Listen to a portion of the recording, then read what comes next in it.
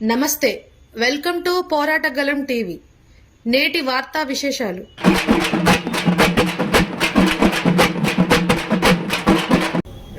Media మిత్రులకు నమస్కారం. గత ప్రభుత్వాన్ని అనేక రకాలైనటువంటి విమర్శలు చేసి అధికారంలోకి రావడానికి అనేక అడ్డదారులు దొరికి నోటికి ఏదొస్తే అది మాట్లాడి ఆచరణలో అలవిలో అమలులో సాధ్యంగానేటువంటి అనేక హామీలు ఇచ్చినటువంటి కాంగ్రెస్ పార్టీ ముఖ్యమంత్రి రేవంత్ రెడ్డి గారి నాయకత్వంలో నేను కొత్త మెమో ఇష్యూ చేసినారు. ఏమంటున్నారు? గత ప్రభుత్వం తెలంగాణని తాగుబోతుల తెలంగాణగా మార్చింది. అర్ధరాత్రి దాకా మందు తాగిపిస్తారా? ఆడపిల్లల మీద అఘాయిత్యాలు పెరిగిపోతా ఉన్నాయి. మేము అధికారంలోకి వస్తే, కాంగ్రెస్ పార్టీ అధికారంలోకి వస్తే బెల్ట్ షాపులు బంద్ అవుతాయి, మద్యం లిమిటెడ్గా దొరుకుతుంది. తాగుబోతుల తెలంగాణగా కేసీఆర్ దీన్ని మార్చిండు. ఆయన తాగుతాడా వీళ్ళు తాగుతాడా చెప్పలేదు, కానీ మొత్తానికి తెలంగాణని తాగుబోతుల తెలంగాణగా మార్చిండ్రు కేసీఆర్ గారు.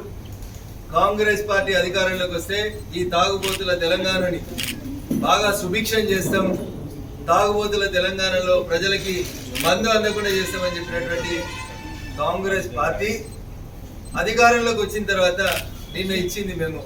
పాత మెమోకి కంటిన్యూయేషన్ లోనే ఓ కొత్త మెమో ఇచ్చింది కాంగ్రెస్ పార్టీ ప్రభుత్వం. ఏమంటారు? శుక్ర శనివారాల్లో అయితే రాత్రి 1 గంట దాకా తాగొచ్చట. బార్ షాపులన్నీ బారా దర్వాజాలు కుల్లా పెట్టినారు. 1 గంట దాకా తాగుర్రి, మిగతా రోజులలో రాత్రి 12 దాకా తాగుర్రి. మరి పాతోడేమో తాగుపోతాడే, మరి మనమేంది తిరిగిపోతున్నామా? 12 దాకా తాగిపిస్తారా అని ఎవరట? మీ ఎమ్మెల్యేనే చెప్పిండు కదా మునుగోడులో ఒక ఆయన, నేను ఎమ్మెల్యేగా గెలవంగానే నా నియోజకవర్గంలో రేపటి నుంచి బెల్ట్ షాపులన్నీ బంద్ చేస్తా అన్నాడు సార్. కాంగ్రెస్ పార్టీ కూడా అధికారంలోకి వచ్చే కంటే ముందు, ఎలక్షన్ల కంటే ముందు చెప్పింది మొత్తం బెల్ట్ షాపులు బంద్ చేస్తాం, తాగుబోతుల తెలంగాణలో యువకులు దారి తప్పుతున్నారు, నేరాల సంఖ్య పెరుగుతుంది, కాపాడుతాము అని చెప్పారు. కాపాడినో లేదో వాళ్ళకే తెలియాలి. కానీ కొత్తగా ఏం చేసిరన్నా, 12 దాకా రాత్రి 1 గంట దాకా పర్మిషన్లు ఇస్తూ మెమోలు జారీ చేసిరు. గత ప్రభుత్వం ఇచ్చిన అన్ని రద్దు చేస్తామని చెప్పినటువంటి రేవంత్ రెడ్డి గారు మరి ఈ మెమో విషయం లోపల మాత్రం చాలా మంచిగా చెప్పిండు. హైదరాబాద్ సిటీ పోలీస్ కమిషనర్ నిన్న ఒక మెమో, పోలీస్ డిపార్ట్మెంట్ తరఫున ఒక మెమో రిలీజ్ చేస్తారు తెలంగాణ ప్రభుత్వం. దీంట్లో ఏం చెప్తారన్నా, సెకండ్ పాయింట్ లో చెప్తారు, GOMS నెంబర్ 86. ఇది ఆగస్టు 1వ తారీఖు 2023లో అప్పటి టీఆర్ఎస్ ప్రభుత్వం తెచ్చినటువంటి జీవో. దీన్ని కంటిన్యూ చేస్తే ఏమంటారు వీళ్ళు? The government vide reference to cited as permitted the business hours of the liquor shops అంటే wine shops between 10 AM to 11 PM. 13 గంటలు బారా దర్వాజా కుల్లా అన్న. ఎక్కడెక్కడ ఇది? ఇన్ GHMC భాగ్యనగరంలో కూడా పొద్దుగాల 10కి మొదలు పెడితే రాత్రి 11 దాకా వైన్ షాపులన్నీ కుల్లా. ఇది ఒక GO. And peripheral areas, GHMC పక్కనున్న పెరిఫెరల్ ఏరియాస్ లో కూడా మీరు 13 గంటల పాటు మీకు వైన్ షాప్స్ కంప్లీట్ గా అందుబాటులో ఉంటాయని చెప్తున్నారు. ఆగస్టు 1, 2023 అప్పటి బీఆర్ఎస్ ప్రభుత్వం ఇచ్చిన జీవోని రెఫర్ చేస్తూ మళ్ళీ ఇప్పుడు మెమో ఇచ్చిర్రు పాయింట్ నెంబర్ 2లో. పాయింట్ నెంబర్ 3లో ఏమంటాడన్నా, ఇంకా timings of week days excluding Friday and Saturday 10 AM to 12 midnight 12 దాకానంట. శుక్ర శనివారాలు తప్ప మిగతా రోజులలో పొద్దుగాల 10 నుంచి రాత్రి 12 దాకా తాగుండ్రి, తూగుండ్రి. 12 గంటల తర్వాత పోలీసు వాళ్ళు టెస్ట్ చేస్తే అది పెట్టి ఊదితే మళ్ళీ ఇంకొక రకంగా ఇన్కమ్ ఇచ్చేది ప్రభుత్వానికి. అంటే రాష్ట్ర ప్రభుత్వాన్ని నడిపేందుకు ఖజానా లేని కారణం చేత ఇటు మందమ్మి అటు ట్రాఫిక్ పోలీసు వాళ్ళని పెట్టి 2 రకాలుగా కూడా ప్రభుత్వం ఆదాయాన్ని పెంచుకోవాలని చూస్తుంది. ఇంకా బంపర్ ఆఫర్ ఇచ్చిరన్న వీకెండ్ లా శుక్రవారం శనివారం 2 రోజులు పొద్దుగాల 10 నుంచి రాత్రి 1 గంట దాకా తాగమన్నారంట. 10 to 1 అట. కనీసం వారాంతంలో భార్య పిల్లలతో ఇంట్లో ఉండాలని కోరుకోవాలి. 7కే వైన్ షాపులు బంద్ చేయాలి, కానీ 1 గంట దాకా తాగేందుకు ఫెసిలిటీ ఇచ్చింది గౌరవనీయులు రేవంత్ రెడ్డి గారి నాయకత్వంలో ప్రభుత్వం. నేను సూటిగా అడుగుతున్నా రేవంత్ రెడ్డి గారిని, పోయినోడు తాగుపోతంటివి, పోయినోడు తాగిపిస్తున్నాడు అంటివి, మద్యం మీద ఆదాయం తెచ్చుకుంటుండంటివి, ప్రజల ధన మానాలని దోసుకుంటుండేటివి. మరి అన్నయ్య నువ్వు చెప్తుంది ఒక్క బెల్ట్ షాప్ బంద్ అయిందా ఈ రాష్ట్రంలో చెప్పాలి రేవంత్ రెడ్డి గారు ముఖ్యమంత్రి అయినాక? ఎక్సైజ్ ఆదాయం ₹1 తగ్గిందేమో గౌరవనీయులు భట్టి గారు ఈ జిల్లా ఆర్థిక మంత్రి గారు చెప్పాలి. ఎక్సైజ్ ఆదాయం తగ్గిందా, మీరు వచ్చినాక పెంచుకున్నారు ఆదాయం అనేది చెప్పాలి. అందుకనే కాంగ్రెస్ మాట్లాడే మాటలు నోరుతోటి నవ్వినట్టు నొసలితోటి ఎక్కిరించినట్టు ఉంటాయి తప్ప ఇంకొకటి కాదు. అన్ని కూడా ఆచరణ సాధ్యంగా అన్నటువంటి మాటలే మాట్లాడి కాంగ్రెస్ అధికారంలోకి వచ్చింది. కాబట్టి నేను తెలంగాణ సమాజానికి సవినయంగా చేసేటువంటి అప్పీల్ ఒకటే, అది కాంగ్రెస్ అయినా బీఆర్ఎస్ అయినా అవి ఒక నాణానికి బొమ్మ బొరుసు లాంటి. వాళ్ళిద్దరికీ అధికారమే కావాలి తప్ప, అధికారమే పరమావధి తప్ప వాళ్ళకి ప్రజల ఆరోగ్యం, ప్రజలు మంచిగా ఉండడం అనేది రెండు ప్రభుత్వాలకు ఇష్టం లేదని తెలంగాణ సమాజం గమనించాలని, చైతన్యవంతమైనటువంటి మా మహిళా సమాజం ఫ్రీ బస్ ఇచ్చి అక్క బస్సు ఫ్రీ ఇచ్చిన అన్నాడు, కానీ పొద్దుకి 1 గంట దాకా అర్ధరాత్రి 1 గంట దాకా వైన్ షాప్ ఓపెన్ చేస్తున్నాడు. దీనివల్ల కుటుంబాలు ఎంత నష్టపోతున్నాయి, ఆరోగ్యాలు ఎంత నష్టపోతున్నాయి, ఒక్కసారి మహిళా సమాజం ఆలోచించాలని ఈ సందర్భంగా నేను సవినయంగా అప్పీల్ చేస్తూ ఈ మెమోని విత్డ్రా చేసుకోవాలని రాష్ట్ర ప్రభుత్వాన్ని డిమాండ్ చేస్తా ఉన్నాను. లేదంటే అయ్యా ముఖ్యమంత్రి గారు మాకు పైసలు సరిపోతలేవు, నేను జీతాలు ఇచ్చే పరిస్థితి లేదు, కాబట్టి నేను మందమ్మి నడిపిస్తానన్న ప్రజలకు బహిరంగంగా క్షమాపణ చెప్పి ఈ మెమోని ఇట్లే కొనసాగించాలని ముఖ్యమంత్రి గారికి సూచిస్తా ఉన్నాను. అన్న నేను ఒక వకీల్ సాగుగా చెప్పదలుచుకున్నాను, చట్టం తన పని తాను చేసుకొని పోవాలని కాంగ్రెస్ పార్టీ కూడా కోరుకుంటుంది. చట్టం ముందు అందరూ సమానం అనేది కూడా చాలా సందర్భాల లోపల అందరం చెప్తాం, అందరు ముఖ్యమంత్రులు చెప్తారు. ఇప్పుడు రేవంత్ రెడ్డి గారు కూడా చెప్తారు, హైడ్రా తన పని తాను చేసుకోపోతుంది అని చెప్తున్నాడు. చట్టం ముందు అందరూ సమానమే అని చెప్తున్నారు. మరి పొంగులేడి గారి ఇంటి మీద ఈడీ రైడ్లు ఐటో రైడ్లు అయితే ఇలా కొత్తగా అయినాయి అన్న, ఇలా ఫస్ట్ టైం అయిందా అన్న ఇంటి మీద రైడ్ చాలా సార్లు అయింది. ఇన్కమ్ ట్యాక్స్ ఎగ్గొట్టిన వాళ్ళ మీద, అక్రమంగా వ్యాపారం చేసిన వాళ్ళ మీద, ఇల్లీగల్ గా విదేశాలకు వెళ్ళి గడియారాలు తెచ్చుకున్న వాళ్ళ మీద, తెచ్చిన గడియారాలకు లెక్కలు చెప్పిన వాళ్ళ మీద కేసులు అవుతాయి. అంతా సాఫ్ సీదా ఉండి కుల్లా ఉంటే భయపడ్డాడు ఎందుకన్నా? పొంగులేడి గారు బీజేపీలోకి వస్తారా ఈడీ రైడ్ అయితే? చెప్పమన్నారు మరి అన్న, ఈడీ రైడ్ చేసిరు బీజేపీలోకి రేపు పోతే నా మీద కేసులు ఆపమని అడుగుమని. ఎంత అన్యాయం ఉందంటే ఈడీ రైడ్ అనేది చట్ట ప్రకారం జరుగుతున్నటువంటి ప్రక్రియ, దానికి ఏదో మా పార్టీలోకి వస్తే మేమేదో కేసులు ఇచ్చేస్తామని చెప్పడానికి చేస్తున్నాం అన్నట్టు మాట్లాడడం అనేది బాధాకరం, దురదృష్టకరం. పొంగులేడి గారి ఇంటి మీద జరిగినటువంటి ఈడీ రైడ్లకి భారతీయ జనతా పార్టీకి ఎట్లాంటి సంబంధం లేదు. మీ వ్యాపారంలో, మీ కుమారుని వ్యాపారంలో ఎక్కడైనా ఇబ్బందులు ఉంటే దానికి సంబంధించి ఏమైనా కంప్లైంట్లు వస్తే అది ఐటీ అయినా ఈడీ అయినా ఇంకెవరైనా రైడ్ చేస్తారు తప్ప దానికి భారతీయ జనతా పార్టీకి ఎట్లాంటి సంబంధం లేదు. ఆడలేక మధ్యలో ఓడినట్టు చేసిన తప్పులు, తీసుకున్న అప్పులు, అక్రమంగా విదేశాలకు వెళ్ళి తెచ్చుకుంటున్నటువంటి లోన్లు, డబ్బులు ఇంకేమన్నా ఉంటే బరాబర్ ఈడీ వస్తుంది. దాని గురించి భయపడాల్సినటువంటి అవసరం లేదు. ఏం లేకపోతే కడిగిన ముత్యం వల్ల బయటకు వస్తారు, ప్రశాంతంగా ఉండండి. ఏదైనా తప్పు చేస్తే ఖచ్చితంగా కటకటాలు లెక్క పెట్టాల్సిన సందర్భం వచ్చినప్పుడు దానికి చట్టం ముందు అందరూ సమానమే. మీరు, మేము, ఈ పార్టీ, ఆ పార్టీ, ఎర్ర జెండా, పచ్చ జెండా, 3 రంగులు, 2 రంగులు, దానికి చట్టంకి ఏమి ఉండదన్న. రంగు, రుచి, వాసన ఉండదు చట్టానికి. ఎవరి మీదైనా కేసు నిర్దేశించబడినప్పుడు ముందుకు పోతేనే ఉంటుంది, చట్టం తన పని తాను చేసుకుంటూ పోతుంది. కాబట్టి పొంగులేడి గారి మీద దాడులకి భారతీయ జనతా పార్టీకి సంబంధం లేదన్నా. ఇలా రఘునందన్ రావు ఖమ్మవంతుడని దాడులు జరగలేదన్నా. దాడులు it is a continuous process. ఆయన మీద గతంలో జరిగినాయి, ఇప్పుడు జరిగినాయి, వాళ్ళ కుమారుని గడియారం పంచాయతీలో కూడా జరిగినాయి, నోటీసులు ఇచ్చిరు, జరుగుతూనే ఉన్నాయి. వ్యాపారం చేస్తున్నప్పుడు అది సక్రమంగా లేకపోతే ఖచ్చితంగా ఈడీ వస్తుంది, ఐటీ వస్తుంది, నోటీసులు వస్తాయి. దాని గురించి పొంగులేడి గారు ఒకవేళ నిజాయితీగా వ్యాపారం చేసుకుంటే ప్రశాంతంగా ఉంటుంది. తప్పులుంటే మాత్రం ఖచ్చితంగా మీరు దానికి జవాబు చెప్పాల్సి ఉంటుంది అని చెప్పి ఈ సందర్భంగా గౌరవ మంత్రివర్యులు పొంగులేడి గారికి సందర్భంగా నేను సూచించదచ్చు. సోనియా గాంధీ, రాహుల్ గాంధీ మా పార్టీ చేరలేదు కదా, చేరకుండా కానీ వాళ్ళు మరి బయటనే ఉన్నారు కదా, జైలు పోలేదు కదా. తప్పు చేసి ఆధారాలు దొరికిన తర్వాత పోతారు జైలుకి. మీ పార్టీలో లేని వారి మీద ఆ విధంగా జరుగుతున్నాయి. మరి సోనియా గాంధీ మా పార్టీలోకి ఎందుకు రాలేదన్న? ఒకవేళ పొంగులేడి గారిని మా పార్టీలోకి తేవడానికి, ఒత్తిడి తెచ్చుకోవడానికి మేము ఈడీ రైడ్లు చేస్తే కొత్తగా పొంగులేటిలో, మహేష్ కుమార్ గౌడ్లో బట్టీలు ఎందుకన్నా? మాకు ఏకంగా సోనియా గాంధీని, రాహుల్ గాంధీని రైడ్ చేసి పెట్టేసుకుంటే అయిపోతుంది, పార్టీ బంద్ అవుతుంది కదన్న. కాబట్టి ఇట్లాంటి ఆరోపణలన్నీ అర్థరహితమైనటువంటి ఆరోపణలు. There is no evidence, there is no sanctity for such type of allegations అన్న.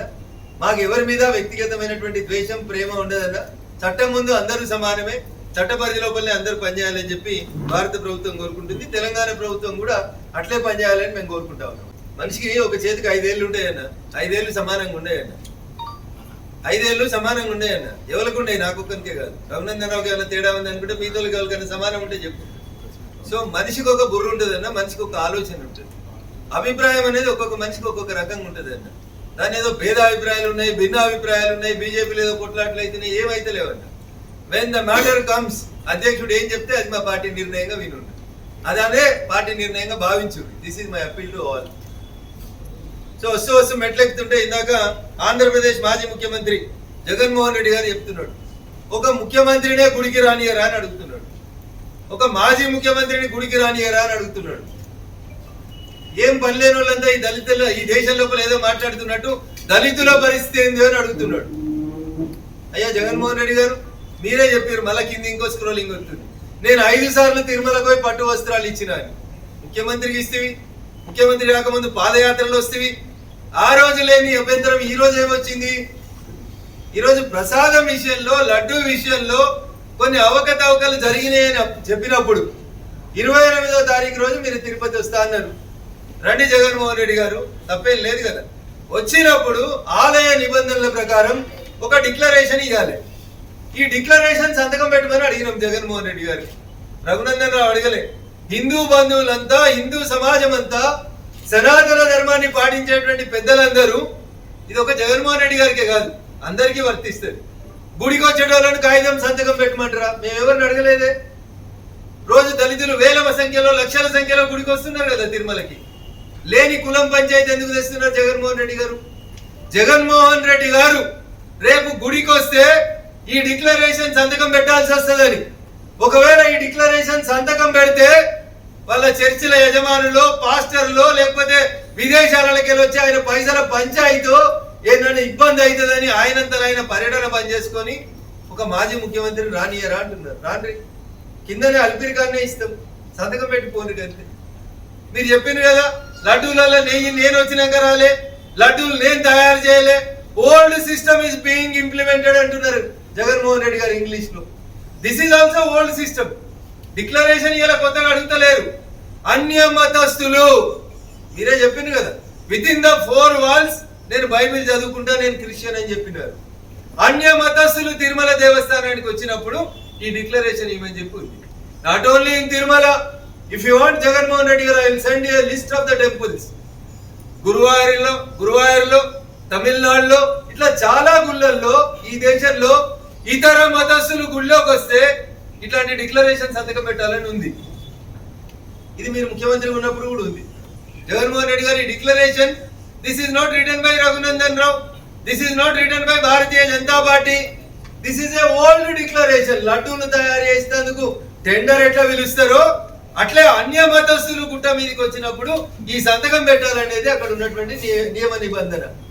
ఈ డిక్లరేషన్ మీద సంతకం పెట్టడం ఇష్టం లేని జగన్మోహన్ రెడ్డి గారు డిక్లరేషన్ లో సంతకం పెడితే తన మతస్థులకు ఎక్కడ కోపం వస్తుందో అని భయపట్టి ఈ రోజు నేను తిరుపతి పర్యటన అడ్డుకుంటున్నారు. నన్నే అడ్డుకుంటే దళితుల పరిస్థితి ఏంది అని అడుగుతున్నావు. ఎప్పుడు యాదికి వచ్చిరన్న దళితులు? ఎప్పుడు యాదికి వచ్చారు జగన్మోహన్ రెడ్డి గారు? ఏమైంది దళితులకి? తిరుమలకు వద్ద ఎవరైనా దళితులను అడ్డుకున్నారా? సో నీ స్వప్రయోజనాల కోసం హిందూ సమాజంలో మళ్ళీ కులాల పేరిట పంచాయతీ పెట్టొద్దని మీరేదో అన్నారు కదా, మేమే హిందువులమని చెప్పుకుంటారు. హిందూ టార్చ్ బేరర్స్ అయిన బీజేపీ నాయకులను అడుగుతున్నా అన్నాడు. అందుకని నేను స్పందించాల్సి వస్తుందన్న. ఆయన మా పార్టీ పేరు తీసుకోకుంటే, మా పేరు తీసుకోకుంటే మేము స్పందించకపోతుంటాం. So this is not written by BJP, this is not written by Chandrababu Naidu garu, this is not written by Jaganmohan Reddy garu. This is a declaration which is prepared by TTD. మీ నాయన గారు ముఖ్యమంత్రి అయ్యేకంటే ముందు నుంచి ఉన్నటువంటి నిబంధన ఇది. దీనికి బీజేపీకి హిందూ టార్చ్ బేరర్స్ కి ఏం సంబంధం? బరాబరి హిందూ మతం ఏం చెప్తుందో ప్రపంచం అంతా తెలుసు. అందరినీ గౌరవించేటువంటి సంస్కారం ఉన్నటువంటి పార్టీ హిందూ ధర్మంలోనే ఉంది. దాంట్లో తప్పు జరిగినప్పుడు ప్రశ్నించడం కూడా మా ధర్మంగా మేము భావిస్తాం. అందుకనే ప్రశ్నిస్తా ఉన్నాం తప్ప ఇంకొక రకంగా లేదు. మీరు వస్తా అంటే స్వాగతిస్తాం, కానీ డిక్లరేషన్ మాత్రం సంతకం పెట్టాలి. మీకు డిక్లరేషన్ మీద సంతకం పెట్టేందుకు మనసొప్పక మీరు మాట మారుస్తున్నారు తప్ప మీ రాకని మేము ఎవరం అడ్డుకో. You sign the declaration and please come to the temple. This is our sincere appeal to honourable ex chief minister of Andhra Pradesh mister YS Jaganmohan Reddy garu. అన్న 3 విభిన్న పార్టీలకు సంబంధించినటువంటి నాయకులు నిన్న ఒకే వేదిక మీద ఉన్నాం. Dubbaka Congress, Bharatiya Janata party, BRS. గతంలో బీఆర్ఎస్ పార్టీ, నేను దుబ్బాక శాసనసభ్యునిగా, ప్రతిపక్ష శాసనసభ్యునిగా ఉన్నప్పుడు నా పట్ల ఏ రకమైనటువంటి ప్రవర్తననైతే అప్పటి బీఆర్ఎస్ ప్రభుత్వం అవలంబించిందో నీవు నేర్పిన విద్యయే కదా నీరజాక్ష అని ఈరోజు అధికారంలో ఉన్న వాళ్ళు కూడా ప్రతిపక్షం ఉన్న వాళ్ళకి అదే పని చేసి పెడుతుంది. సో మీరేదో చేసి అధికారంలో ఉన్నప్పుడు మీరు అవే పనులు చేసి ఇలాంటి అధికారంలో ఉన్న వాళ్ళు అదే పనులు చేస్తున్నారని బాధపడితే అది మీ విజ్ఞత కొద్దిలేస్తారు. అక్కడ ఏం గలాట లేదు. అక్కడ 3 పార్టీలు ఎవరికి వారు తమ నాయకులకి జయగొట్టుకున్నారు తప్ప గలాట ఏం జరిగిందని నా దృష్టికి అయితే రాదు. హైడ్రాకి సంబంధించి మీరు సమర్థిస్తున్నట్టు ప్రకటన చూసింది. బీజేపీకి కూడా స్పష్టమైనటువంటి వైఖరి లేదనే దాని మీద ఎన్నో క్లారిటీ రాలేదు. హైడ్రాని రాష్ట్రం మొత్తం అమలు చేయాలని డిమాండ్ ఏమైనా 200 చూస్తుంది. గతంలో చేసినటువంటి మాట వాస్తవం, ఆ మాటకి రఘునందన్ రావు కట్టుబడినటువంటి మాట కూడా వాస్తవం. కానీ మా పార్టీ తీసుకునేటువంటి నిర్ణయం ఏమైనా నా నిర్ణయానికి భిన్నంగా ఉంటే మా పార్టీ నిర్ణయమే మా అందరి నిర్ణయంగా మేము తూచా తప్పకుండా పాటిస్తాం. It was the early days early opinion when somebody like you asked me HYDRAA మంచిదా కాదా అంటే ఒక సైన్స్ టీచర్ గా చెరువులు కుంటలు నాలాలని పరిరక్షించమని ఈ దేశ సర్వోన్నత న్యాయస్థానం చెప్పింది కాబట్టి సుప్రీంకోర్టు చెప్పింది చేస్తే నేను వెల్కమ్ చేస్తా అని చెప్పిన. నేను ఒక టీచర్ గా, ఒక వకీల్ గా, ఒక రాజకీయ నాయకునిగా జనం స్పందన అని చెప్పిన. If my party takes A decision I will obey my parties decision as a కార్యక్రమం.